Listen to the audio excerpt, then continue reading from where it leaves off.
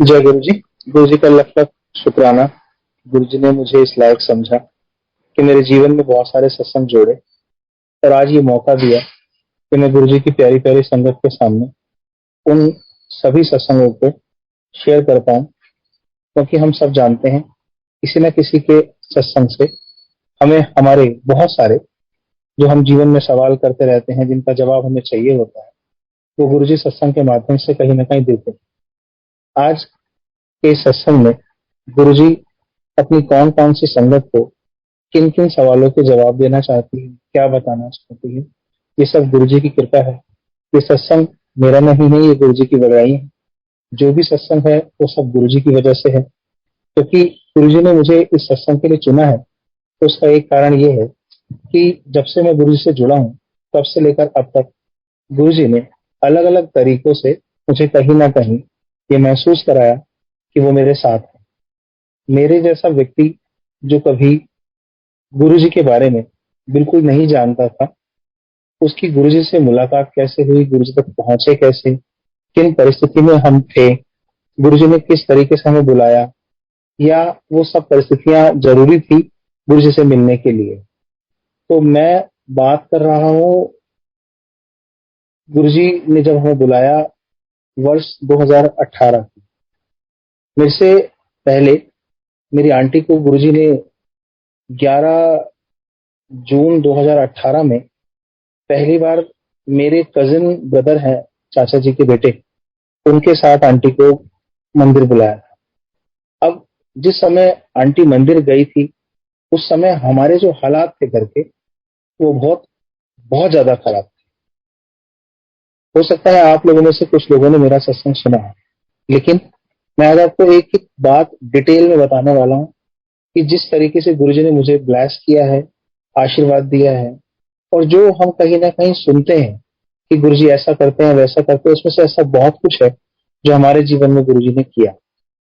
अब जब 11 जून 2018 को हमारी आंटी गई, तब हमारे घर के हालात ये थे कि पिछले कुछ महीनों से हम अपने बेटे की फीस भी जमा नहीं करा पा रहे थे। घर में ये स्थिति थी, दूध के पैसे घर में नहीं थे, खाने के लिए हमारा बुरा हाल था, बट फिर भी हम किसी को शो नहीं करते थे कि हमारे क्या हालात, क्योंकि उससे पहले के हमारे हालात बहुत अच्छे थे और बहुत अच्छे तरह से हम लोग जी रहे थे।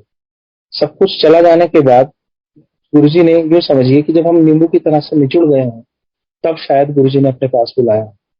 लेकिन मुझे, क्योंकि गुरुजी से मैं जानता नहीं था गुरुजी के बारे में, गुरुजी के कहाँ हैं, कैसे हैं, और इवन उनके स्वरूप तक को मैंने नहीं देखा हुआ था। तो मेरी आंटी जिस दिन पहली बार 11 जून 2018 को गुरुजी के यहाँ होके आई, तो मेरी आंटी को ब्लेसिंग के रूप में गुरुजी का एक स्वरूप मिला, पीले चोले वाला।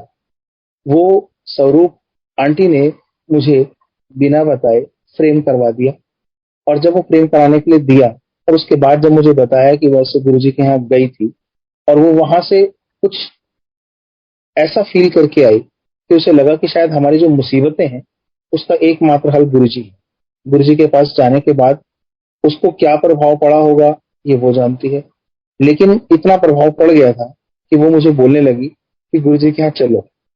मैं जब पहली बार गुरुजी के बारे में उसने बताया, तो मैंने उसकी बात को सीरियस नहीं लिया और मैंने इसे एक बार को मना कर दिया। ऐसे कोई गुरु नहीं होते हैं।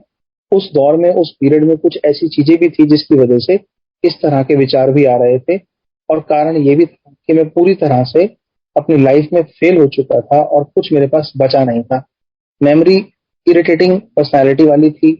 बेसिकली मैं मैथ्स का टीचर था, लेकिन मेमोरी इतनी खराब हो गई थी कि अपना जो गणित है वो भी मुझे ढंग से याद नहीं आता। घर पे पड़े पड़े इरिटेशन लेवल इतना ज्यादा हो चुका था कि मेरी आंटी रात भर जग कर ये महसूस किया करती थी कि कहीं रात को आज ये कुछ कर ना दे, और कई रातें इस तरीके से आंटी ने बिताई भी थी गुरुजी के पास जाने से पहले। अब उस वीक में गुरुजी ने जब बुला लिया आंटी को, तो कई बार आंटी ने मुझे कहा चलो चलो चलो, और उसी बीच आंटी ने बताया कि उन्होंने स्वरूप मिला था और उसको फ्रेम कराने के लिए दिया। मेरी मति इतनी भ्रष्ट थी कि मैं उस फ्रेम वाले का नंबर लेकर आंटी के सामने उस फ्रेम वाले को भी काफी कुछ कहने लगा, क्योंकि उसने हमसे सिर्फ जितने पैसे मांगे थे उतने तो कभी हम सोच भी नहीं सकते थे कि हम नहीं दे पाएंगे। 500-700 रुपए बड़ी रकम नहीं होती, बट इस छोटी सी रकम के लिए भी मैंने काफी कुछ सुना दिया। और उसने कहा कि आपको जो देना हो दे देना, गुरु जी का स्वरूप है। तो फिर आंटी ने बहुत फोर्स किया मुझे। तो अगले हफ्ते 17 जून 2018 की बात है, जब आंटी ने मुझे जाने के लिए बहुत फोर्स किया। हमारे पास एक गाड़ी हुआ करती थी होंडा सिटी, वो नीचे घर पे खड़ी थी। उस पर भी हमने कर्जे ले रखे थे। पेट्रोल की हमारी औकात नहीं, दूध की हमारी औकात नहीं, खाने की हमारी औकात नहीं। कहीं ना कुछ जोड़ बटोर कर काम चला रहे थे। फिर आंटी ने कहा जैसे तैसे चलते हैं, ओला कर लेते हैं, क्योंकि मेरी तबीयत इतनी अच्छी भी नहीं हुआ करती थी। तो ओला की हमने। ओला करने के बाद मैंने आंटी से पूछा कि कहाँ जाना है एग्जैक्टली। तो उन्होंने कहा कि मैं जिस कजिन के साथ गई थी, वो पहले मेट्रो स्टेशन छतरपुर ले गए थे, वहां से फटफटी सेवा लेकर हम मंदिर गए।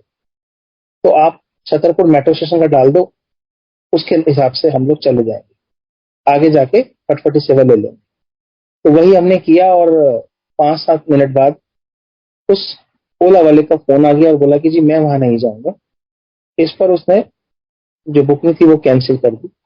उसके बाद फिर मैंने आंटी से दोबारा कहा, मैं फिर से कह रहा हूँ कि मुझे किसी ने नहीं बुलाया, और तो गुरुजी के यहाँ बुलाने की सारी है, ओला वाला भी तो नहीं ले जाना चाहता ना गुरुजी के यहाँ।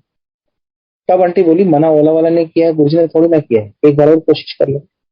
एक बार और कोशिश की, और हमने जब ओला के लिए destination point Chhatarpur metro station डाला, तो जाहिर सी बात है जब ओला वाला आएगा तो हमें वो छतरपुर मेट्रो स्टेशन ले जाएगा, गुरुजी कितना नहीं ले जाएगा। हमने उसको ओटीपी दिया। जैसे उसकी गाड़ी में मैं आगे बैठा लेफ्ट सीट पे, आंटी पीछे बैठी, तो वो उसने ओटीपी लेने के तुरंत बाद बोला गुरुजी के जाना। वो बात हमारे लिए बहुत ज्यादा सरप्राइजिंग थी कि उसे कैसे पता कि हम ओटीपी उसको छतरपुर मेट्रो स्टेशन दे रहे हैं और वो कह रहा है गुरुजी के जाना। मैंने एकदम अपने आंटी की तरफ देखा, उसकी तरफ देखा। तो मैंने उससे दोबारा कहा हमने तो आपको छतरपुर मेट्रो स्टेशन जाने के लिए बोला है, और उसने फिर बोला आपने जाना गुरुजी के हैं। तो उसके 2 बार बोलने के बाद थोड़ा सा अजीब सा मुझे महसूस हुआ कि ये क्या है, हम गुरुजी के जाना चाहते हैं और ये हमें गुरुजी के यहाँ ले जाना चाहता है, जबकि हमने मेट्रो स्टेशन डाला था। इसके बाद हमने पूछा कि आप गुरुजी के बारे में क्यों बोल रहे हैं। तो उसने बताया कि आप गुरुजी के बारे में जानते हैं, और गुरुजी की महिमा, जैसे कि आज मुझे मौका मिला है, ठीक उसी तरीके से पहले दिन मंदिर जाने से पहले पूरे रास्ते वो व्यक्ति जो एक ओला का ड्राइवर है, वो सत्संग कर रहा है। जैसे आज ऑर्गेनाइज सत्संग है, वैसे वो ऑर्गेनाइज कोई सत्संग नहीं था, लेकिन कहीं ना कहीं गुरुजी ने तो ऑर्गेनाइज किया हुआ। उसने बताया कि उसका एक्सीडेंट हो गया था। एक्सीडेंट होने के बाद उसकी गाड़ी 3 बार पलट गई थी, फिर भी वो बच गया। बचने के बाद उस समय वो किराए की गाड़ी चलाया करता था, और आज उसकी स्थिति ये है कि वो जब गुरुजी से जुड़ा तो वो आज 3-3 गाड़ियां उसकी किराए पे चल रही हैं। वो ऐसे ऐसी बहुत सारी बातें गुरुजी की मुझे बताने लगा, और मुझे उस समय तक गुरुजी पर बिल्कुल ना तो विश्वास था और ना ही मैं जाने के लिए इच्छुक था, क्योंकि मैं आंटी के कहने पे जा रहा था। तो जब बहुत बार गुरुजी के बारे में बताने लगा तो मैं इरिटेट होकर बोला यार आप बेटर है अपना मुंह बंद करें और चुपचाप अपनी गाड़ी चलाएं। तो बोला सत्संग है तो बता रहा हूँ। तो जब वो बताने लगा तो मैंने उसको फिर मना कर दिया, और मैंने कहा इससे बेटर ये मैं सो जाता हूँ, आप जब आएगा तब उठा देना। क्योंकि मैंने पहले से बहुत इरिटेटिंग हो रहा था, काम धंधा नहीं था, परेशान था। तो उसने क्या किया, उसने उसने गुरुजी की सीढ़ी लगा दी, और वहां मैं थोड़ी देर बाद आंख बंद करके सो गया, या गुरुजी ने मुझे सुला दिया। अब हम इस बात का वेट कर रहे थे सोने के बाद जब उठेंगे तो मंदिर जाना है। मंदिर आगे कैसे जाना है वो आंटी को पता था, लेकिन जब तक हम उठे तब तक वो छतरपुर मेट्रो स्टेशन क्रॉस करके एक टिवोली जगह पड़ती है वहां पहुंचेगा। हमने पूछा भैया अभी तक आया नहीं। बोला बस आने वाला, गुरुजी के यहाँ पहुंचने वाला। तो जो ओला वाला हमें छतरपुर मेट्रो स्टेशन छोड़ता, उसने वहां छोड़ने की बजाय सीधा हमें गुरुजी के पास लेके गया। ये सारी गुरुजी की ही महिमाएं हैं, गुरुजी ही करते हैं सारे तरीके, वो सारी सुविधाएं जिससे कि हम गुरुजी के पास जा सकते हैं। तो हम लोग कौन है गुरुजी के पास जाने वाले, तो गुरुजी की ब्लेसिंग हमारे पास है कि हम गुरुजी के पास पहुंच पाए। अब ये नहीं पता कि कितने जन्मों का रास्ता है जो हम तय करके आ रहे थे, अब जाके गुरुजी से मिले थे। मंदिर पहुंचे तो मंदिर की एक कल्पना हमेशा से सभी के दिमाग में ऐसी होती है कि आप वहां जाओगे, कोई धूप होगी, कोई अगरबत्ती होगी, कोई सामान लेके अंदर जाना होगा, अंदर आप घुसेंगे। तो ऐसा कुछ नहीं था। जब अंदर हम गए तो गुरुजी को पता था हमारे को शौक है म्यूजिक, पंजाबी गाने हमें अच्छे लगते हैं। तो जैसे ही अंदर घुसे तो गुरुजी ने पहले ही माहौल बना रखा था कि चलो तुम्हारा मूड बनाते हैं, उसके बाद तुम यहाँ पर जुड़ना। तो गुरुजी ने वहां पे मेरी जुगनी वाला जो गाना था वो चल रहा था, जो काफी देर तक मैं उसी धुन में मगन था। और आसपास के सारे परिवेश को जब मैं अंदर था तो वो महसूस कर रहा था कि बहुत एक अजीब सी शांति है, सुकून है। धीरे धीरे हम आगे बढ़े, तो गणेश जी के दर्शन, फिर समाधि, और फिर आगे इस तरीके से बढ़ते बढ़ते हमने मतलब कहीं ना कहीं ये मन शांत वाली स्थिति हमारे को महसूस होने लगी। उसके बाद हमने देखा वहां पर एक और बहुत अच्छी चीज थी कि 4 लोग एक ही थाली में प्रसाद खा रहे हैं। इस बात से भी हम काफी हद तक प्रभावित हो रहे थे, लेकिन अभी तक वो पूरी तरह से जुड़ने वाली बात कहीं नहीं थी। फिर हम पीछे से जब बाहर निकल रहे थे एग्जिट पॉइंट से, तो वहां पर एक सुंदर सा बैल हमें दिखाई दिया, मुझे भी और मेरी आंटी को भी, जो पैसेज बीच में पड़ता है। और इतनी देर में हमारे बेटे ने बोला कि पापा वॉशरूम जाना है। तो हमने किसी सेवादार से पूछा और जब पलट के देखा तो बैल ओझल था। कुछ समझ नहीं आया ये हुआ क्या। सेम चीज आंटी को और मुझे लगी। फिर हम वहां से आ गए। कहीं ना कहीं थोड़ा सा जुड़ाव था भी और नहीं भी, लेकिन अंदर से एक आवाज आई कि जब खाने को कुछ नहीं और करने को कुछ नहीं है तो चलो एक काम करते हैं, मंदिर ही आ जाया करेंगे। और यहाँ पर कम से कम वो चीजें तो है नहीं कि चढ़ावा चढ़ाना है, ये लाना है, वो लाना है। हम जैसे तैसे करके मंदिर आने लगे। तो हम जब पहली बार आंटी के साथ गए तो संडे था। उसके बाद हमें किसी अंकल ने कहा कि अगर आपको फाइनेंशियल प्रॉब्लम्स चल रही हैं, बहुत सारी दिक्कतें हैं, तो आप वीरवार को आ जाएगा। तो इस तरीके से फिर हम वीरवार को आने लगे। तो 3 से 4 या 4-5 हफ्ते ही मैक्सिमम हमारा ये पीरियड रहा होगा। चौथा हफ्ता था, तो ऐसी मन से हमारे निकल गया कि यार यहाँ सेवा ही कर लेते हैं, अगर कुछ नहीं कर रहे हैं तो खाली तो है। तो सेवा का मुंह से निकला। तो उस समय हम शटल सेवा में थे। शटल सेवा हमने ली थी और मंदिर तक जाने के लिए हम शटल में बैठे हुए थे। तब हमने वो सेवादार से पूछा कि यहाँ सेवा किस तरीके से मिल सकती है। तो बोले अंकल कौन सी सेवा करनी है। मैंने कहा जो आप कर रहे हैं। तो बोले अंकल इसे शटल सेवा बोलते हैं, इसके लिए तो आपको पूछना पड़ेगा। मैंने कहा किससे। तो बोले नायडू अंकल से पूछना पड़ेगा। और आप आज तो आते नहीं है, आज का दिन तो नहीं होते, आप जिस दिन वो आते हैं उस दिन आप आ जाना, मैं बता देता हूँ आपको। तो जब मैं उनसे पूछा तो मैं इतना नहीं पूछ पाया कि सेवा में क्या करना होता है, मतलब ये तेल वगैरह की बातें मुझे नहीं पता। तो जब उन्होंने मुझे ट्रांसफार्मर पर उतारा तो नायडू अंकल वहीं खड़े थे। तो बोले अंकल शायद गुरुजी की मर्जी है कि आपको सेवा मिलेगी, क्योंकि अंकल नायडू अंकल आज के दिन तो नहीं होते, बट वो सामने खड़े हैं, जाइए आप उनसे मिल लीजिए। अगर सही में गुरुजी ने सेवा देनी होगी तो शायद आपको आज मिल जाए। मैंने उनसे बात करी तो उन्होंने मुझे संडे में सेवा करने के लिए, मैंने कहा उनसे, तो संडे की सेवा के लिए उन्होंने मुझे, जगदीश चावला अंकल है, उनके रेफरेंस से मुझे बोल दिया कि आप आ जाइए। और उन्होंने मुझसे कुछ नहीं पूछा आप कितने सालों से आ रहे हो, कितने टाइम से आप आए हो, कितनी बार आए हो। बस इतना पूछा कि आपको गाड़ी चलाने आती है, कितने साल से गाड़ी चला रहे हो, और बोल दिया कि ठीक है ऐसे आता है, अंकल से मिल लेना। मैं उनसे आके मिला। अब संडे वाले दिन मेरी सेवा लगनी थी, तो सेवा के बारे में पूछ के आया तो सेवा तो लग गई। फिर आंटी बोली कि एक बात बताओ, घर में तो स्थिति ऐसी है कि ना दूध ना खाना ना बच्चे की फीस, और जो सेवा तुम बता रहे हो उस सेवा के हिसाब से पेट्रोल कहाँ से आएगा। तो हमने कहा अब जो गुरुजी ने सेवा दी है तो जो होगा वो हो जाएगा। तो हमने मतलब जैसे तैसे करके सेवा जब शुरू की, जिस गाड़ी को हमने खड़ा कर रखा था उसका पेट्रोल हमारे बस की नहीं था अफोर्ड करना, बट कुछ ना कुछ करके वो अफोर्ड हुआ। और लगभग यूं समझ लीजिए बस उतना ही अफोर्ड हो पाता था जितना हम कर पाते थे। कभी भी हमारे हालात उतने अच्छे नहीं थे। या शायद हमारी परीक्षा थी कि हम ये कर पाएंगे या नहीं कर पाएंगे। महाराज ने सेवा दी है तो हम क्या कर पाएंगे, महाराज नहीं करवानी है। अब इसके आगे महाराज ने क्या प्लान कर रखा है, यहाँ से हमारी जर्नी महाराज के साथ जुड़ना शुरू होती है। हम जब सेवा कर रहे थे तो 3 से 4 हफ्ते ही हमने सेवा ठीक से अभी करना सीखा ही होगा कि सेवा कैसे करते हैं। तो महाराज को लगा कि हाँ इसकी जो स्थितियां हैं उसको देखते हुए तो कहीं ना कहीं कुछ ना कुछ तो काम इसे देना चाहिए। तब मेरी कोई पुरानी वीडियोस वगैरह किसी ने इंदौर में देखी और वहां से मुझे किसी के रेफरेंस से कॉल आया। तो उन्होंने कहीं ना कहीं से नंबर अरेंज किया मेरे बारे में। और जब मेरे पास कॉल आया तो कॉल आने के बाद उन्होंने मुझे जब इनवाइट किया पढ़ाने के लिए, तो मेरी स्थिति उस समय भी ऐसी थी कि ना मैं टिकट खरीद सकता था और ना मैं अपने खर्चे पर वहां रह सकता था। बट उन्होंने कहा कि आपको किसी चीज की कोई दिक्कत नहीं है, टिकट हम देंगे, आपने सिर्फ आना है। मैंने बताया ना, क्योंकि जब मैंने गुरु से जुड़ा नहीं था उससे कुछ टाइम पहले तक घर की स्थिति बहुत खराब थी। मेरा मेंटल लेवल इतना डिस्टर्ब था कि मैं मैथमेटिक्स पढ़ाने की कंडीशन में ही नहीं थी। बट फिर भी ये महाराज की ब्लेसिंग है, शुक्राना है गुरु जी का। गुरु जी ने मुझे तैयार किया उस चीज के लिए कि आप जाओ और जाके जिस काम के लिए भेज रहा हूँ वो करो। मैं इंदौर पहुंचा। वो लोग मुझे लेने आए, मैं उनके यहाँ पहुंचने के बाद उनमें रहने का सब कुछ इंतजाम किया। अगले दिन परीक्षा थी, मुझे क्लास लेनी थी उनकी। मैंने जब उनके यहाँ क्लास ली तो 2 घंटे की वो क्लास थी और काफी बच्चे उन्होंने बुलाए हुए थे। 2 घंटे की क्लास को लेते लेते 3 साढ़े 3 घंटे तक मैं बोलता ही रहा। बच्चे भी सुनते रहे और मैं भी उन्हें जो मन कर रहा था, जैसे पढ़ाया करता था बिल्कुल वैसे ही पढ़ाता रहा। क्लास के अंदर इंस्टीट्यूट के मालिक भी बैठे थे। जब वो क्लास खत्म हुई तो बोले कि अंकल, हम आपको काम पे कैसे रख सकते हैं? हम काम पे नहीं रख सकते आपको। तो मुझे लगा कि शायद 2 घंटे बोला था, 3.5 घंटे पढ़ाता रहा, शायद परफॉर्मेंस ठीक नहीं है, इनको समझ नहीं आया। तो बोले नहीं, हमारा कहने का मतलब ये है कि हम आपको तनख्वाह पे नहीं रखना चाहते, हम आपको पार्टनरशिप देना चाहते हैं। जय गुरु जी, शुक्राना गुरु जी। मतलब मेरे लिए बड़ा अमेजिंग था कि मैं पार्टनरशिप कैसे कर सकता हूँ, कि मेरे तो हालात ही बहुत खराब है। सच तो ये है कि इससे पहले मेरा बहुत अच्छा काम था, इंस्टीट्यूट वगैरह चला करते थे और बहुत दूर दूर तक लोग मुझसे पढ़ने के लिए इच्छुक रहते थे। अब जब मैंने वहां पर उनसे कहा कि मैं पार्टनरशिप नहीं करना चाहता हूँ, मेरे पास पार्टनरशिप के लिए कुछ नहीं है, तो वो बोले नहीं, ऐसा कुछ नहीं है, आपको कुछ नहीं लगाना। जो प्रॉफिट होगा उसमें आपका हिस्सा होगा, 50% के आप हमारे पार्टनर हो।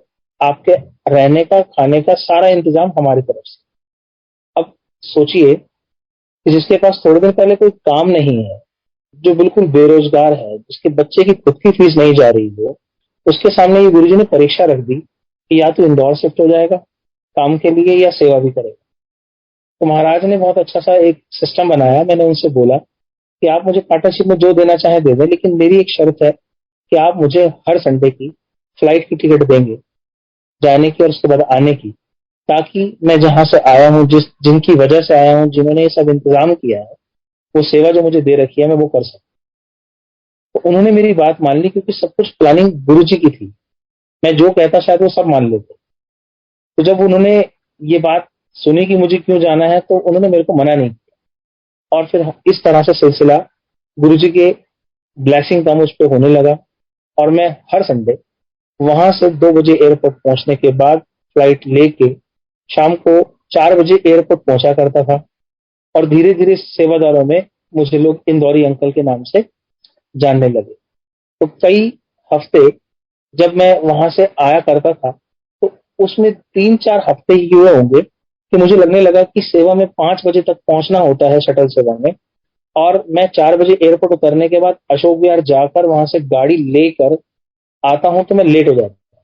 लेकिन मेरे पास कोई सोल्यूशन नहीं था, इसलिए मैं 5 बजे ना पहुंचकर कभी 5:30 बजे पहुंचता था, कभी 5:40 पे पहुंचता था, 5-6 बज जाते थे कभी कभी। तो फील होता था कि शुरू से पंक्चुअलिटी की आदत थी, लेकिन यहाँ सेवा में मैं लेट हो रहा हूँ। लेकिन कर क्या सकता हूँ, सारा कुछ उसी तरह से ऑर्गेनाइज था, फ्लाइट का टाइम ऐसा था, सेवा का टाइम ऐसा था कि मैं कुछ नहीं मैनेज कर पा रहा। तो एक दिन गुरु जी को लगा कि ये मैनेज होना चाहिए, तो मेरे मुझसे कहा, गुरु जी कुछ तो ऐसा हो जाए कि मैं टाइम से आ जाऊं। तो कुछ फ्लाइट का टाइम चेंज नहीं हो सकता था, वो सब फिक्स था। तो गुरु जी ने एक सेवादार को एक दिन बोला कि अपना बैग मेरी गाड़ी में रख दे। मतलब गुरु जी ने ही बोला होगा, तो सेवादार के मन में आया होगा कि मेरा बैग, मतलब उसका बैग मेरी गाड़ी में वो रख दे। तो मैंने उसकी बात मान ली और बैग रख लिया। और मैंने कहा कब चाहिए आपको? कहते जब सेवा का शाम को जब हम आज्ञा लेंगे गुरु जी से, तो तब मैं आपसे ले लूंगा। तो जब हम आगे लेने का टाइम आया तो मैंने अंकल से पूछा। तो मैंने कहा अंकल कहाँ से आते हो? क्योंकि मैं अकेला आता था। तो बोले जी शास्त्री नगर से आता। तो मैं अशोक विहार और वो शास्त्री नगर बहुत क्लोज था। तो मैंने कहा कैसे आते हो? बोले अंकल कहीं ना कहीं किसी ना किसी की मदद लेकर आई जाती। तो मैंने कहा अच्छा, और कौन कौन आता है? तो बोले भाई आता है, पापा जी आते हैं। तो मैंने कहा पापा क्या करते हैं? बोले पापा ड्राइवर है। मैंने कहा अच्छा, कहाँ? कह रहे किसी जज के पास ड्राइविंग करते हैं। तो मैंने कहा मतलब गुरुजी सुनते हैं आप, देखो गुरुजी की प्लानिंग क्या थी। मैं गुरुजी से कह रहा था कि मैं लेट आता हूँ सेवा में, मैं टाइम से आना चाहता हूँ। तो गुरुजी ने वो बैग रखवाया अंकल से, और उनके पिताजी जो प्रोफेशनली ड्राइविंग का काम करते हैं उनको जोड़ा। और जब उनको जोड़ा तो उस स्थिति में मेरे लिए समस्या ही सॉल्व हो गई। क्योंकि मेरी प्रॉब्लम ये भी थी कि मैं गाड़ी अगर एयरपोर्ट पे रखूं तो एक एक हफ्ते के लिए गाड़ी का पता नहीं कितना तो पार्किंग चार्ज हो जाएगा। एयरपोर्ट पे वैसी बड़ी महंगी पार्किंग होती है, इसलिए गाड़ी मुझे दिल्ली छोड़नी होती थी।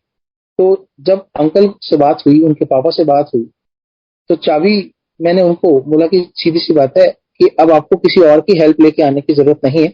आपको मंदिर आने के लिए किसी न किसी तरीके से आते ही हो आप तीनों, तो ये गाड़ी लेकर आप सीधा 4 बजे मैं एयरपोर्ट उतरता हूँ, आप फ्लाइट जैसी बाहर आऊंगा, आप गाड़ी लेके वहां आ जाओ।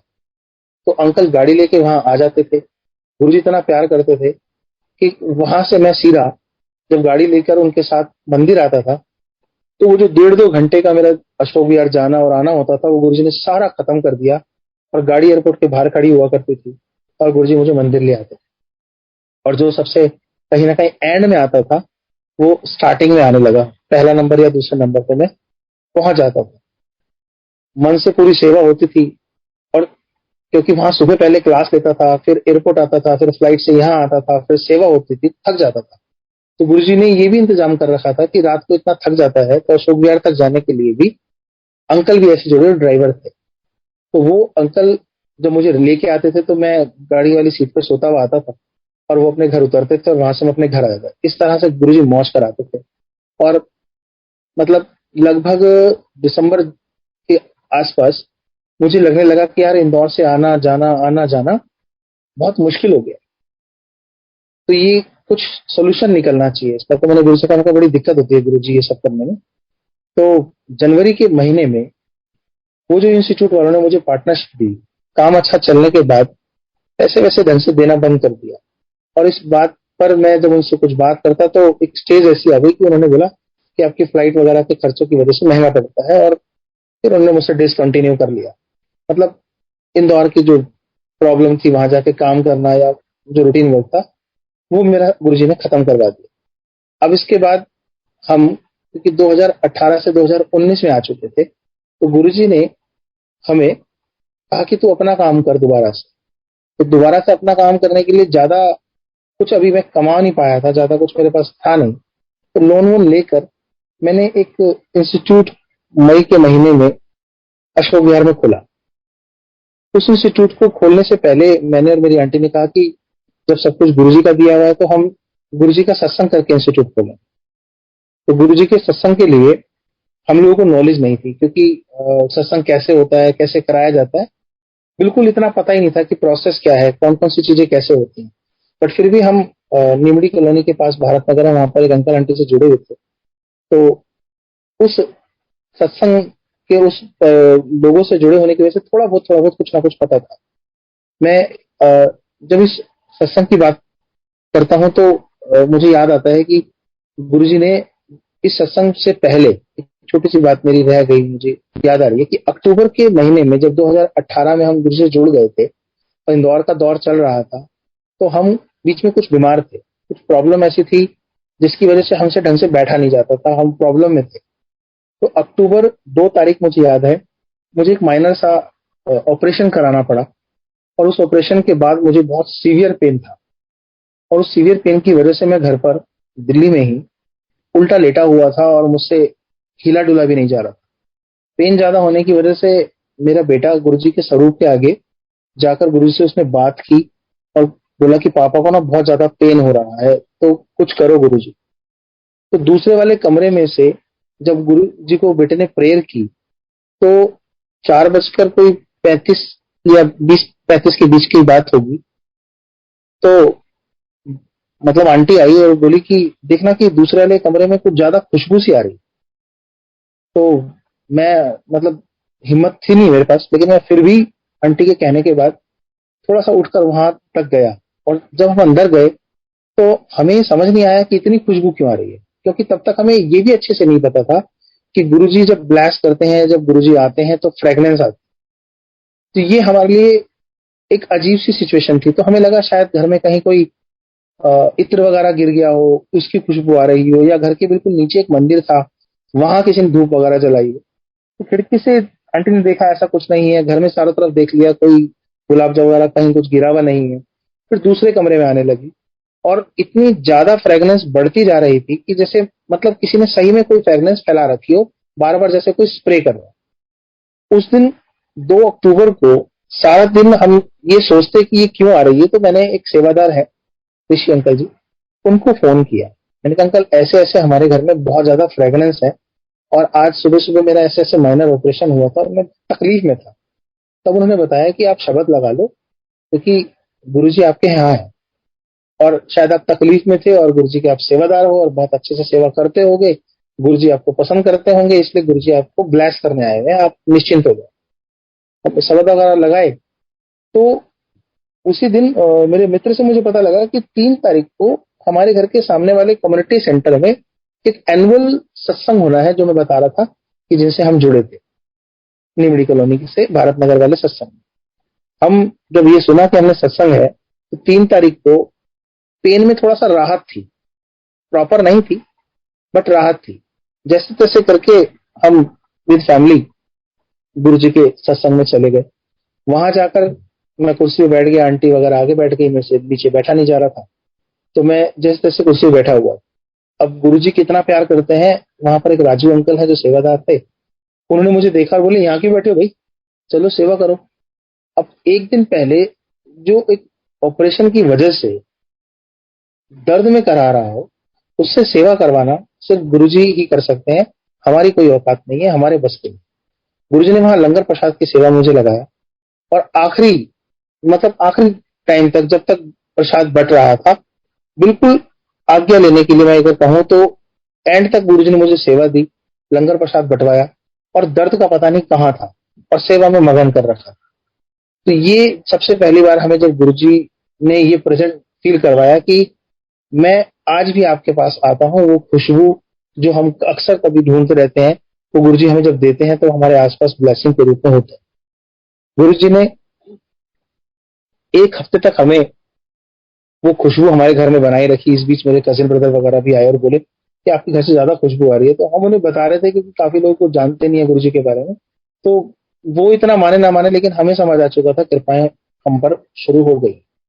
तो वो जो सत्संग था, वहीं के लोगों से मैं जुड़ गया था, तो उनसे मुलाकात होती थी। तो जब हमने अपना इंस्टीट्यूट अशोक विहार में खोला, तो हमने कहा कि गुरुजी के सत्संग के साथ, मैंने कहा जैसे कि हम उसको शुरू करेंगे, तो मैंने सत्संग से पहले बोला कि सारा लंगर प्रसाद मैं खुद ही बनाऊं, और जितने भी लोगों का बनना है मैं खुद बनाऊंगा। तो मैं समझता हूँ कि मुझे मैं नहीं बोलना चाहिए था, क्योंकि वो एक सेवा है जिसमें सबको सेवा मिलनी होती है, बट मैंने कहीं ना कहीं ये बोला कि मैं ही बनाऊंगा, क्योंकि मुझे लगता था मैं ठीक ठाक खाना बना लेता हूँ। तो जी, सारे चीजों का हमने इंतजाम कर लिया, और इंतजाम करने के बाद जब लंगर बनाने की बारी आई, तो ठीक उस समय मेरा एक दोस्त अरविंद, वो मेरे घर आया। नहीं, वो आया अशोक विहार जहाँ हमारा इंस्टीट्यूट था। तो वहां से उसका मैसेज आया, तो फिर मैंने उसे घर बुलाया। जब वो घर पहुंचा तो लंगर बनाने की तैयारी हो रही थी, मैं कड़ी वगैरह सब घोल घाल के रख चुका था, सोच रहा था कि मैं लंगर बना लूंगा। लेकिन जैसे ही गैस वगैरह ऑन करने की कोशिश की, तो पता लगा गैस का पाइप जो है वो खराब है, और वो लंगर बनाने की स्थिति जो मैं कोशिश करना चाह रहा था, वो मुझसे हो नहीं रही थी। फिर उसने बोला कहीं से दूसरे चूल्हे का इंतजाम कर।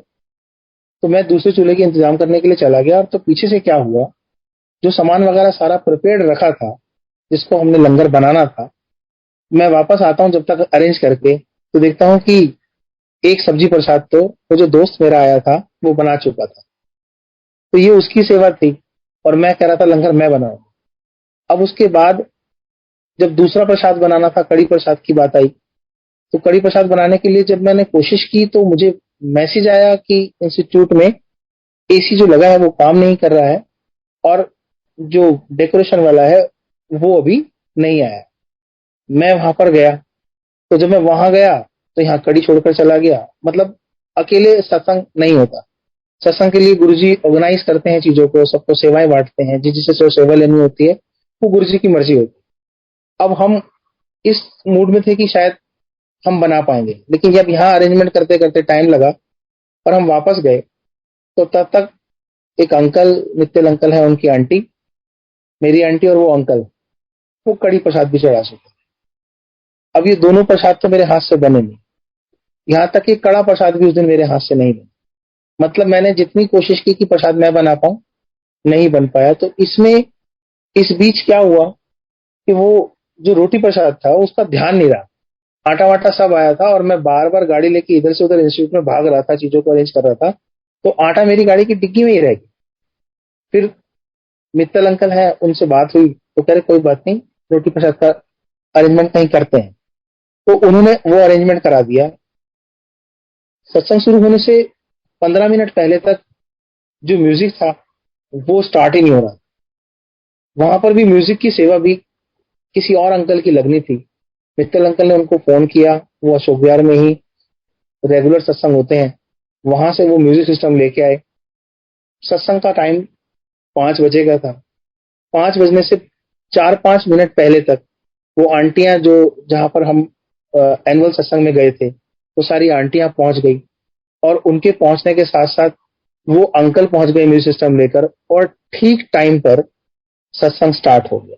इसका मतलब ये है कि गुरुजी ने जो टाइम सत्संग का फिक्स किया है, उसमें हम लोग कितनी मर्जी प्लानिंग कर लें, अगर गुरुजी ने सही में वो टाइम फिक्स किया है तो हम परेशान भी होंगे तो गुरुजी संभाल लेते हैं। अब सत्संग हुआ और मेरे दिमाग में बेचैनियां चल रही हैं कि ये काम नहीं हुआ, वो नहीं हुआ, तो मैं सत्संग के नियम के हिसाब से वहां टिक कर बैठ नहीं रहा। कभी यहाँ जाऊं, कभी वो मैनेज करने में लगा। तो गुरुजी फिर भी साथ थे। चाय प्रसाद के लिए प्रॉब्लम ये थी कि इंस्टीट्यूट में किचन नहीं था, घर से बहुत दूर इंस्टीट्यूट था। तो गुरुजी ने चाय प्रसाद की सेवा सामने वाले घर वालों से ली और सामने वाले घर वालों से मेरा सिर्फ इतना ही बोलचाल था कि 2-4 दिन से इंस्टीट्यूट में काम चल रहा था, तो उनसे बातचीत थी।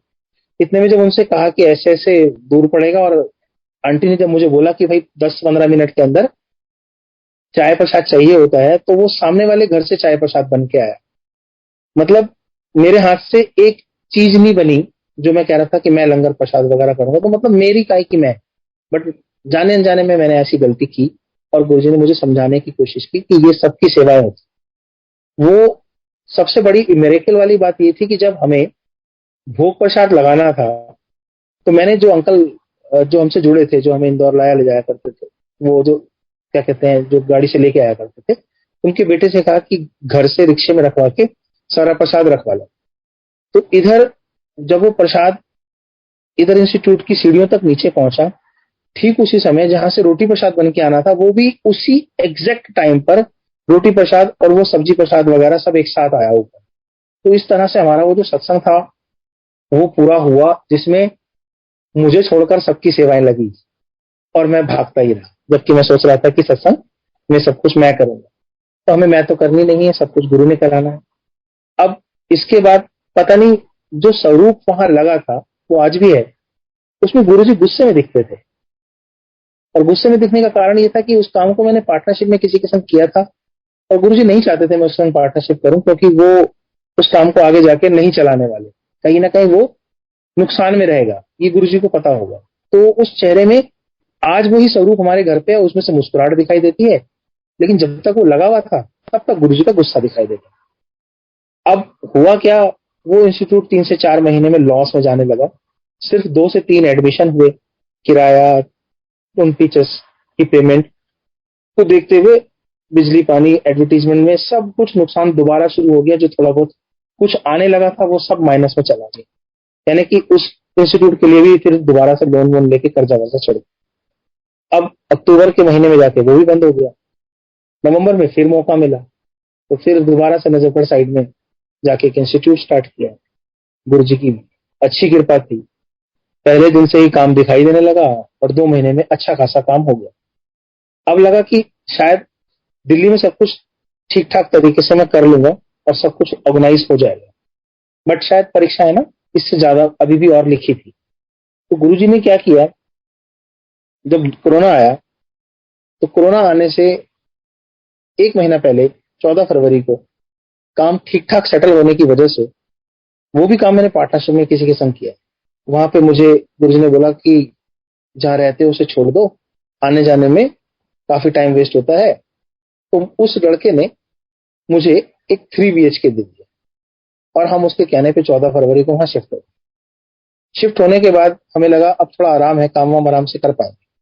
लेकिन क्या हुआ, कोरोना आने की वजह से उसको ये डील, क्योंकि उसका घर जो था, उसने अपने मुंह से कहा था कि अंकल ये गिफ्ट है, मतलब सर ये गिफ्ट है आप रख लो। तो शायद उसका कारण ये था कि उसे लग रहा था मुझसे बहुत पैसा कमा लेगा मेरे काम से, मेरे नाम से। ये गिफ्ट तो उसने दे दिया और हम लोगों के पास एक घर हो गया, जो शायद गुरु जी की ब्लेसिंग थी। बट कोरोना का पीरियड 1 महीने का नहीं था, आप सब जानते हैं, 2 महीने, 3 महीने, 4 महीने में उस पार्टनर की नीयत खराब होने लगी और उसके व्यवहार से लगने लगा कि शायद उसे ऐसा लग रहा है कि उसने ये जो स्टेप उठाया घर देने का, वो बहुत जल्दी में था। तो मैंने और मेरी आंटी ने महसूस किया कि शायद उसने बिजनेस किया होगा और हम इसे इमोशन मान रहे हैं। हमने फाइनली ये मन बना लिया कि हम दोबारा से किराए के मकान में रह लेंगे, लेकिन जहां दम घुट रहा है वहां नहीं रहे। और हमने वो मकान उसको एज इट इज वापस देकर किराए के मकान में हम शिफ्ट हो गए और वापस आ गए उस एरिया से।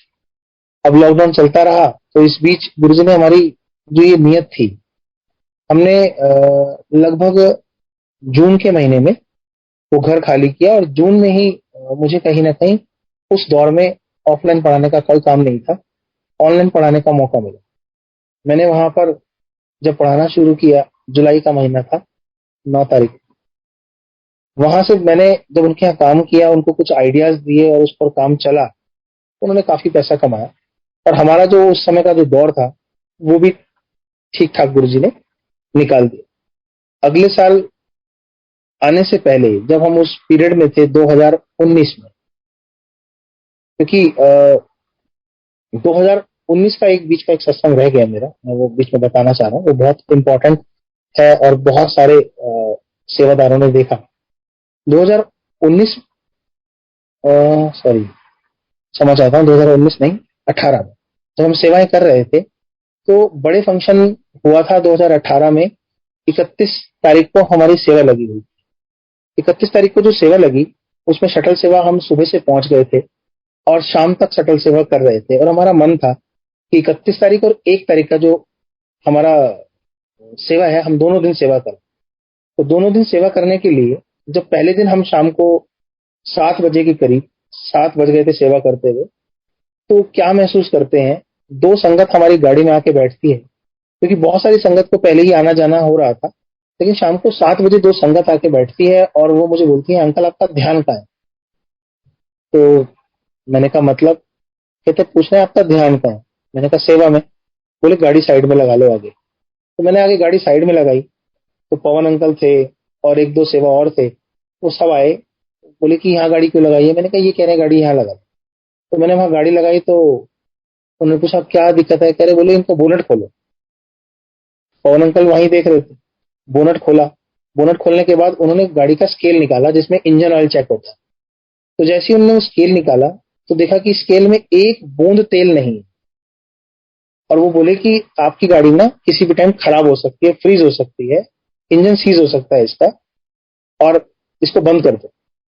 तो मैंने कहा बट ये सुबह से तो चल रही है। कहते बस सेवा में चल रही है, शायद इसीलिए चल रही है, इसे बंद कर दो और आप हमारे साथ चलो।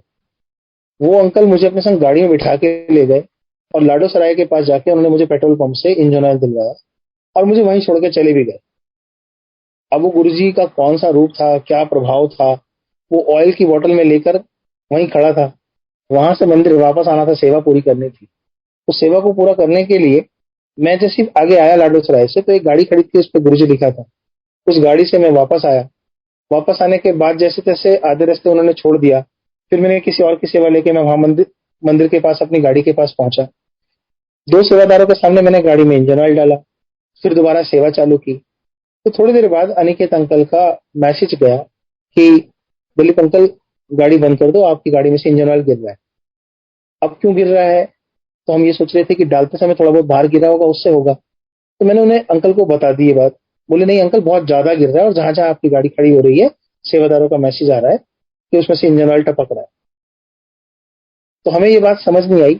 फिर हमें मना करने के बाद भी हमने सेवा कंटिन्यू करते रहे और गाड़ी सुबह 4 बजे जब घर वापस लेके आए, तो गाड़ी कहीं कोई सीज नहीं हुई। लेकिन जब सुबह मैकेनिक के पास गए, तो मैकेनिक ने नीचे से जब गाड़ी चेक करी, तो बोला ये तो नीचे से सारी फटी हुई है, इसमें तो ऑयल फिल्टर वगैरह सब टूटा हुआ है, जंग लग रहा है और पता नहीं कब से फटा हुआ है। तब हमें याद आया कि कुछ दिन पहले हम यूपी में कहीं किसी जागरण में गए थे, तो वहां गाड़ी हमारी एक नाले में फंस गई थी और गांव वालों से मिलकर निकलवाई थी।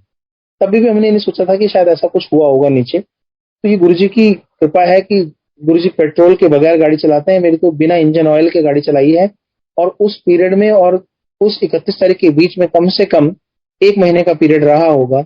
और हम सोच के इस बात पे हैरान है कि इतने दिन से गाड़ी कैसे चल रही है, सब गुरुजी की कृपा है। तो ये भी एक सत्संग था जो ऑयल वाला जो लोग कहते हैं, ये 2-3 बार मेरे साथ मेरी गाड़ी में हो चुका है, जब ऑयल अपने लेवल से पेट्रोल कमी नहीं हुआ और सेवा में गाड़ी चलती रही। अब हम बात कर रहे थे कि जब वो इंस्टीट्यूट जब मैंने खोला तो गुरुजी के स्वरूप में जो मुस्कुराहट है वो आज है, वो उस दिन नहीं थी। तो वो इंस्टीट्यूट बंद हुआ, उसके बाद हम नजरगढ़ में इंस्टीट्यूट खोला, फिर उनको मकान वापस कर दिया, उसके बाद किराए पे आ गए, फिर किराए पे आने के बाद हमने ऑनलाइन वहां पढ़ाया। अब यहाँ से हम जब 2019 में थे, तो इस समय हमारे संग एक बहुत ज्यादा सिचुएशन थी खराब। हम गुरुजी हमें गाड़ी चेंज करवा चुके थे, हमने इस बीच एक गाड़ी चेंज की, और उस गाड़ी का भी एक छोटा सा सत्संग है, वो भी बता दूं मैं आपको कि जो नंबर मुझे सेवादार के कार्ड पे मिला 93 एंड में, वही जब मैंने दूसरी गाड़ी ली तो वो गाड़ी का नंबर और गाड़ी का जो चेसी नंबर है, इंजन का जो चेसी नंबर होता है वो नंबर, और गाड़ी का जो नंबर प्लेट है वो सब के सब 93 है। कार्ड के एंड में 93, चेसी का नंबर 93, और गाड़ी में जो नंबर आया वो भी 9393। तो ये भी एक कहीं ना कहीं गुरुजी की ब्लेसिंग है। वो कार जो गुरुजी ने हमें दे रखी है सेवा के लिए, वो गुरुजी ने दी है, वो हमारी औकात भी नहीं थी। जिस समय वो कार ली है हमने, आप बिलीव नहीं करेंगे संगत जी, उस समय हमारे घर में टोटल 15,000 रुपए भी नहीं होंगे। तभी भी गुरुजी ने इतनी हिम्मत करवा दी कि पुरानी गाड़ी बेचकर नई गाड़ी ले लो। ये भी रहा। अब इसी दौर में जब हम उस गाड़ी से सेवा कर रहे थे तो अकेले आना जाना शुरू हो गया था। वो अंकल वगैरह कभी आया करते थे तो कभी नहीं आया करते थे साथ में, किसी ना किसी गाड़ी से वो आने लगे थे, क्योंकि हम दिल्ली शिफ्ट हो चुके थे। अब सबसे बड़ी सिचुएशन ये हुई एक दिन कि हम सेवा करने के बाद मंदिर में रात को प्रसाद के लिए जैसे सेवादार बैठते हैं, तो हम मंदिर में बैठे।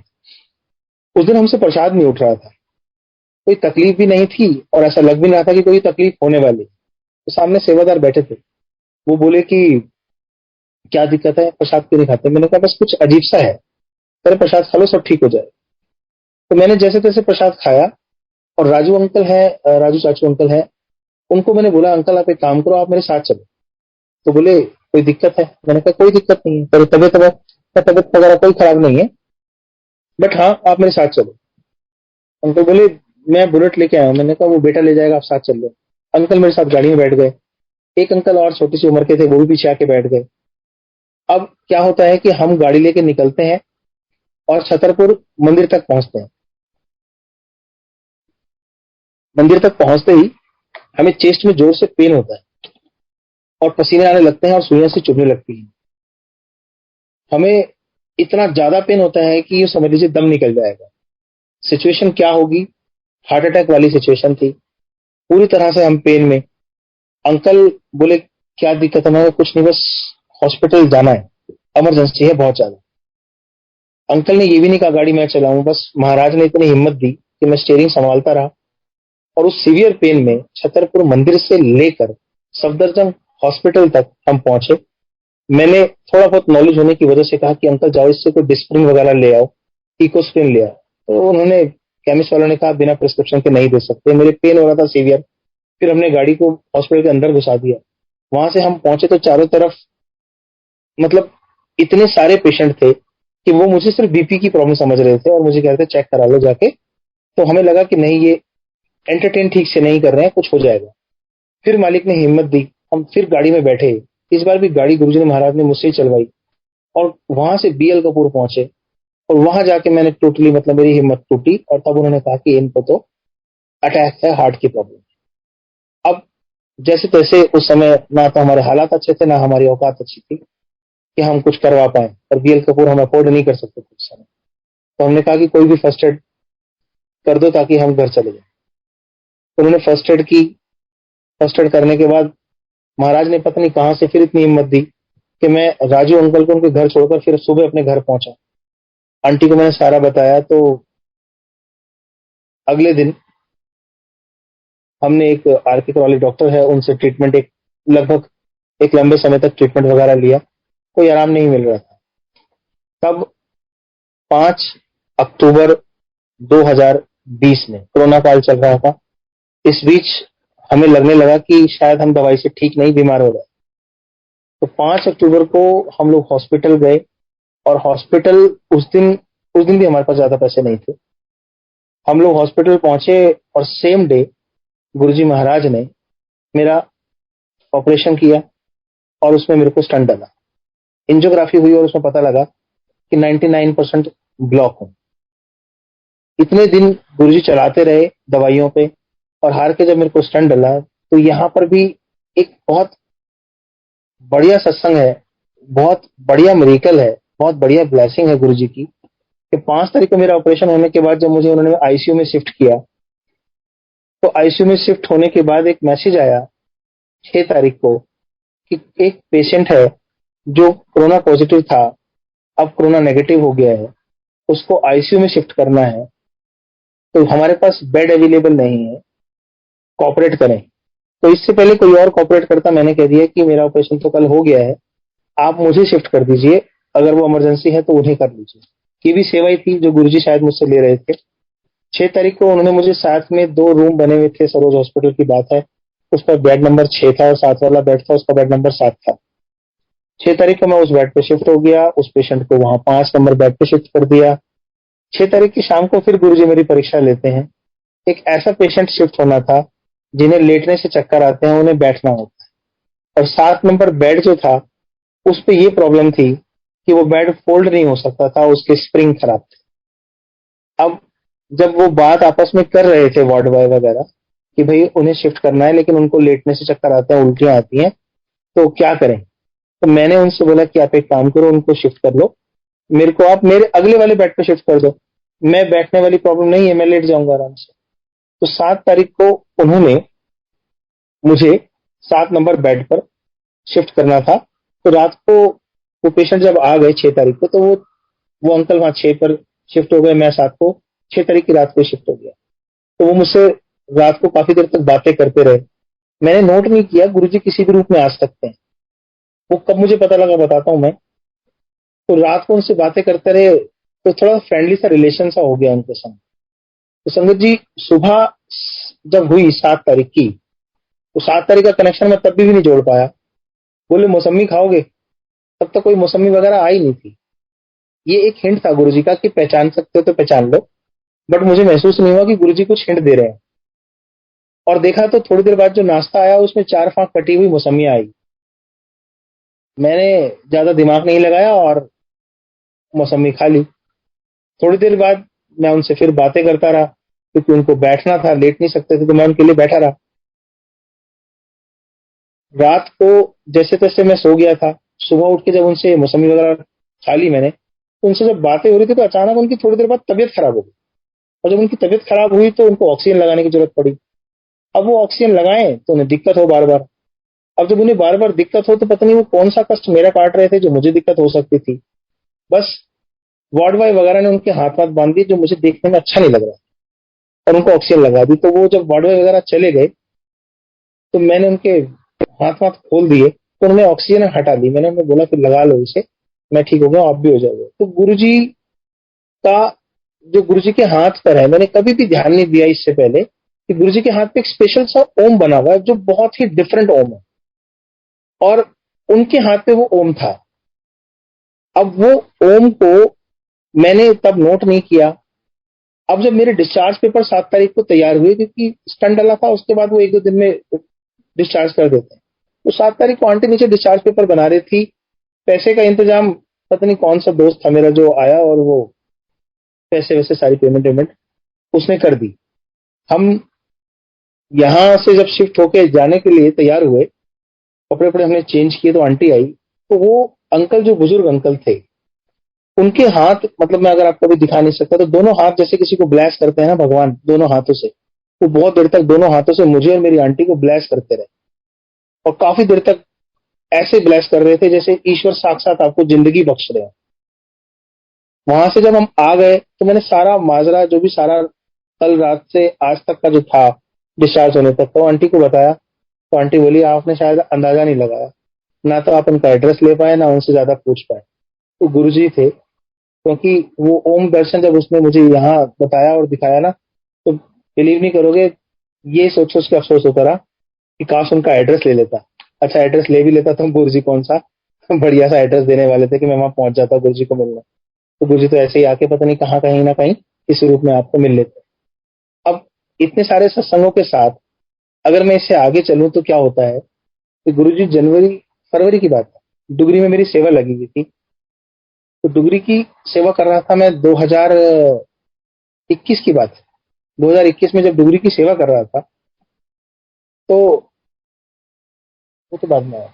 तो मेरे को सेवा करते हुए एक बुजुर्ग अंकल थे, वो भी अच्छे खासे उम्र में थे। तो वो कह रहे थे मुझे जाने दो। मैंने कहा अंकल अभी आगे से जाने के लिए बोला नहीं है, थोड़ा टाइम लगेगा मंदिर खुलने में, तब जाने देंगे, लाइनें लगानी है। तो अब इस बीच कुछ गाड़ी सेवादार वगैरह की भी जाती है, जो मंदिर के मेंबर वगैरह हैं उनकी भी जाती है। तो उसको देख के उन अंकल को लगा कि हम सेवादार लोग ना पार्शलिटी करते हैं, जो लोग गाड़ियों में आते हैं या जो रईस लोग होते हैं और जो जो प्रायोरिटी वाले लोग होते हैं उनको पहले मंदिर जाने को मिलता है और हम लोगों को रोका जाता है। तो वो ऐसे ही कुछ ना कुछ बोले जा रहे थे। तो फिर वो बोले, काफी कुछ बोले। तो मैंने कहा अंकल आप मेरे चपेड़े भी लगा लोगे ना, मैं आपसे कुछ नहीं कहूंगा, मेरी सेवा है।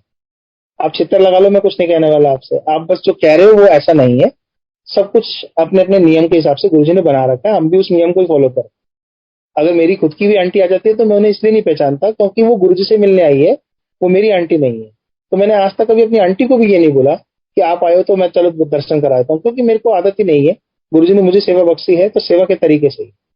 तो मैंने उनको इतना बोला कि छितर लगा लो, चपेट लगा लो, मैं कुछ नहीं कहूंगा। तो उस थोड़ी से 5 से 7 मिनट के बीच में इवन पवन अंकल वहां थे भी नहीं, उनका मैसेज फोन आया, बोले भी अंकल एक काम करो, आप ना पीछे वाली पार्किंग में चले जाओ, खेतों वाली। मैं वहां चला गया। अब वहां जाता हूं तो बहुत सारे सेवादार ऑलरेडी सेवा कर रहे हो, और जब मैं वहां पहुंचता हूं तो विद इन 5 मिनट्स एक आंटी आती है और वो मुझे बोलती है अंकल ये गुरु जी की जुतियां हैं, कोरोना काल में अब वहां तो रखी नहीं जाएगी, ये गुरु जी के लिए लाई थी, ये आप रख लो। मैं अंदर से इतना खुश कि जो वो जुतियां गुरु जी के पास लेके गई, वो जुतियां उसने मेरे को दे दी और वो जुतियां मैं घर लेके आया। जब मेरे को वो जुतियां वहां से मिली, वो जो ब्लेसिंग मुझे मिली, वो जो प्रसाद मुझे मिला, तो सारे सेवादार मुझसे कह रहे भाई ये तो गलत बात है, हम सुबह से सेवा कर रहे हैं और मलाई तुम लेके जा रहे हो। तो मेरा दिल गुरुजी ने वैसे ही बहुत बड़ा कर रखा है। मैंने कहा इनका काम करो अंकल, ये जुतियां आप रख लो, जैसे आपके पास रहेंगी वैसी मेरे पास रहेंगी, क्योंकि महाराज के नाम से मिली हुई है। तो जितना प्यार मैं इससे करूंगा उतना ही आपने करना है। तो सबने उसके दर्शन किए और मैं सबको बोला कि जिसको चाहिए उसे ले जाओ, लेकिन किसी ने नहीं ली, क्योंकि गुरुजी ने उसके पीछे भी कुछ ना कुछ मेरे को एक बार और जिंदगी बख्शने के लिए सोच रखा होगा कि मैं घर पर आ रहा हूं। तो गुरुजी जुतियों के माध्यम से घर आए और अप्रैल में जब चारों तरफ महामारी फैली हुई थी, बुरा हाल था, लोग त्राही त्राही कर रहे थे, 14 अप्रैल को मुझे कोरोना हुआ। शुगर, बीपी, हार्ट के पेशेंट साइकोलॉजिकली कितने डिस्टर्ब हो सकते हैं हम सब जानते हैं। शायद कुछ लोग इतने बीमार नहीं थे जितने वो साइकोलॉजिकली कमजोर थे। महाराज ने जब मुझे कोरोना हुआ, मैं और मेरी आंटी टेस्ट कराने गए, तो मैं जब टेस्ट करा के आया तो मुझे कोरोना था, आंटी को नहीं था। एक दिन के अंदर गुरुजी ने ये महसूस करा दिया कि पुत्र घबराने की जरूरत नहीं है, मैं पहले ही आ चुका हूं तेरा इलाज करने। अगले दिन मुझे दस्त लगे और ठंड लगी, और मैं उस ठंड में जब बुखार में सो रहा था दोपहर में, शाम को जब मैं उठा तो बहुत बड़ा मेरेकल ये था कि जो जुतियां हमने गुरुजी की गद्दी लगाई हुई है वो दरबार में रखी हुई थी, और जैसे वो रखी होती है उससे पहले और उसके बाद हमने कभी भी उसकी पोजीशन में कोई चेंजिंग महसूस नहीं की आज तक। बस उस दिन, जिस दिन मेरे को दस्त लगे कोरोना में, उस दिन गुरुजी ने शायद सारा का सारा जो वायरस था वो मेरे पेट से बाहर निकालना था, और उसकी प्रेजेंस गुरुजी दे के गए। दोनों जुतियां अपने लेवल पर एक बराबर लेवल पर रखी होती थी। उस दिन एक जुत्ती आगे और एक पीछे की तरफ थी। एक हिंट था, आंटी ने मुझसे पूछा आपने यहाँ पर आए थे क्या, मैंने कहा नहीं। तो बेटे से पूछा, नहीं। और आंटी खुद भी उस तरीके से वहां नहीं गई थी। तो वो जुतियों का जो आगे पीछे का मूवमेंट था वो एक प्रेजेंस थी गुरु जी की कि मैं हूं, बेशक से चिंता ना कर दो। और आप बिलीव नहीं करेंगे, लोग डॉक्टर से कंसल्ट कर रहे थे, पता नहीं किस किस से बात करके किस किस गोलियों की बातें कर रहे थे। कोई जिंक की बात कर रहा था, कोई कैल्शियम की बात कर रहा था, कोई कुछ कर रहा था। महाराज ने हमें ऐसी किसी डॉक्टर से ना मिलने की जरूरत महसूस कराने दी, ना ही ऐसी कोई प्रिस्क्रिप्शन हमारे को किसी डॉक्टर ने लिख के दी कि आप ये चीजें करो। हाँ, उसका इफेक्ट ये जरूर रहा कि जब हम ठीक हो गए, 14 दिन का जो पीरियड काटना था, उस पीरियड को काटने के बाद जब हम खड़े होने लगे तो हमारे कैल्शियम का लेवल बहुत खत्म हो चुका था, ढंग से खड़े नहीं हो पाते थे। तो महाराज ने उस लेवल पर भी रिकवर किया। अब इतने सारे सत्संगों के साथ अगर मैं आज गुरु जी की ये जो बढ़ियाएं हैं, ये जो गुरु जी के आशीर्वाद हैं, ब्लेसिंग है, इससे आज सत्संग कर पा रहा हूँ और बता पा रहा हूँ कि गुरु जी ने हमारे लिए क्या क्या किया है, तो सवाल ये पैदा होता है, मन में क्वेश्चन ये पैदा होते हैं कि अगर गुरुजी ना होते और अगर गुरुजी ने हमें सिलेक्ट नहीं किया होता अपनी संगत बनाने के लिए, तो हमारी क्या स्थिति होती। मेरे लिए गुरुजी का स्थान बहुत ऊपर इसलिए भी हो जाता है क्योंकि मैं बचपन से ही अपने पिताजी का प्यार नहीं देख पाया, और गुरुजी ने वो प्यार जो एक बाप अपने बेटे से करता है, उसकी जो कमियां मेरी जिंदगी में बचपन से रही, उसे 2018 से मुझे महसूस कराना शुरू किया। और हर पल जहां जहां मैं गिर सकता था, टूट सकता था, गुरुजी ने मेरा हाथ थामा और गुरुजी ने अब तक इस लायक बना के रखा कि हम गुरुजी की वडियाई कर सकें, गुरुजी से जो प्रसाद मिलता है, ब्लेसिंग मिलता है, उसे लेते रहें। रास्ते अभी भी हमने ठीक नहीं किए हैं, बहुत सारी चीजें हम अभी भी गलत ही कर रहे हैं। जब भी मुझे कोई संगत मिलती है या किसी संगत से मुझे कोई भी ब्लेसिंग मिलती है, अक्सर मैंने ये सुना है कि जो ब्लेसिंग आपको मिली है वो किसी और को मत दो। बट मुझे नहीं पता, बट मुझे कोई लॉकेट भी अगर कभी मिला है और वो मेरे गले में है या मेरे पास है, और किसी संगत ने मुझसे सेवा करते समय ये कह दिया कि हमें चाहिए, आज प्रवीण अंकल नहीं है, तो मेरा हाथ तो नहीं रुका, मैंने उसे गले से उतार के दे दिया हो। या मेरे घर में जो स्वरूप आए किसी भी तरीके से किसी ने भी दिए, तो मैं उठा के ले गया कि क्या पता नहीं किसको कितनी जरूरत हो, और ऐसा हुआ। कहीं ना कहीं कोई आके स्पेशली मेरे पास आके बोला कि अंकल ऐसे ऐसे चाहिए, कोई बीमार है, कोई ये है वो है। तो वो गुरुजी की सब प्लानिंग होती है। अगर हमें कोई ब्लेसिंग मिल जाती है और हम उससे खुश होते हैं, तो सेम ब्लेसिंग से अगर किसी को देनी पड़े और किसी को बहुत जरूरत है, तो मुझे लगता है दे देनी चाहिए, क्योंकि जितनी खुशी हमें मिली है उतनी ही गुरुजी ने उसको भी देनी है। तो मैं अपने परसेप्शन की बात कर रहा हूँ। मेरा मानना ऐसा है कि गुरुजी की ब्लेसिंग गुरुजी के स्वरूप से जब हमें मिलती है, और वो स्वरूप अगर हम किसी और को दे देते हैं तो हम पे ब्लेसिंग कम हो जाएगी, ऐसा नहीं सोचना चाहिए। अगर कभी भी जल प्रसाद अगर हमें मिलता है और हम उसे पी लेते हैं तो हमारे शरीर में चले जाता है, तो उसका कोई असर खत्म थोड़ी ना हो जाता है। तो अगर इसी तरीके से अगर हम समझें कि जो ब्लेसिंग स्वरूप के रूप में हमें मिल गई है और वो स्वरूप अगर आगे चला गया है, तो उस जल प्रसाद की तरह से ही हमारे अंदर चला गया है।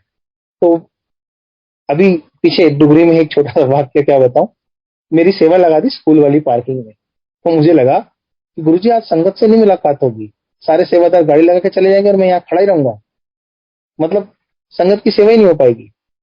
तो वहां टेंट लगा हुआ था। थोड़ी देर बाद पता लगा कि जो ब्लेसिंग्स बटनी है वो उसी टेंट में बटनी है, और कितनी संगत वहां पे आनी होगी सोचो। तो जो ब्लेसिंग्स वहां बांट रहे थे, तो गाड़ियां तो वहां ऑलरेडी जो पार्क होनी थी हो चुकी थी, अब हम खाली खड़े थे। तो वो जो ब्लेसिंग्स बांट रहे थे वो 2-3 लोग थे, तो मैनेज करने में दिक्कत हो रही थी। तो उनके संग में लाइनें लगाने लग गया। सेवा तो खुद ही ढूंढ लेनी चाहिए अगर आप खाली खड़े हो तो मेरे को ऐसा लगता है। तो मैंने उनके संग लाइन लगाने लग गया। तो एक आंटी आई, बोली कि अंकल मुझे ये वाला स्वरूप नहीं चाहिए, मुझे तो लाल वाला चाहिए। तो गुरुजी मुझसे क्या कहलाते हैं। तो मैंने कहा आंटी आज आप काले सूट में आए तो गुरुजी आपसे मिले नहीं क्या, घर में तो आपके हरा सूट भी होगा, पीला सूट भी होगा।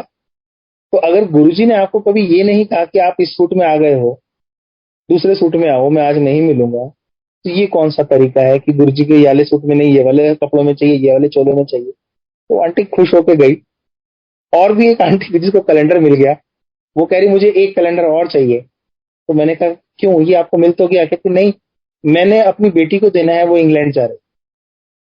तो मैंने कहा तो, कह रही उसके लिए भी चाहिए। तो मैंने कहा आप ये वाला उसको दे दो। कह रही ये मैं क्यों दे दूं। मैंने कहा भाई आपके पिताजी ने आपको कैलेंडर दे दिया, गुरुजी महाराज ने, वो पिताजी अपनी ड्यूटी परफॉर्म कर गए, आपने कैलेंडर मांगा आपको दे दिया, अब आप अपनी बेटी को नहीं दे सकते क्या। तो कह रही अच्छा दे दूंगी। तो गुरुजी मतलब जब सेवा कर रहा होता हूँ तो कुछ ऐसे ऐसे इंसिडेंट्स करवाते हैं जिसमें कुछ ऐसा ऐसा बुलवा देते हैं जिससे संगत खुश होकर चली जाती है, चाहे उसे कुछ मिले या ना मिले। इसके लिए मैं गुरुजी का बहुत बहुत शुक्राना करना चाहता हूँ, और गुरुजी की इस कृपा के लिए बहुत बहुत अनंतम शुक्राना करना चाहता हूँ। और उस तमाम संगत का यहाँ पे शुक्राना करना चाहता हूँ जो गुरुजी की वडियाई सुन रहे हैं और जिन्होंने मुझे आज ये सत्संग करने का मौका दिया। जय गुरु जी।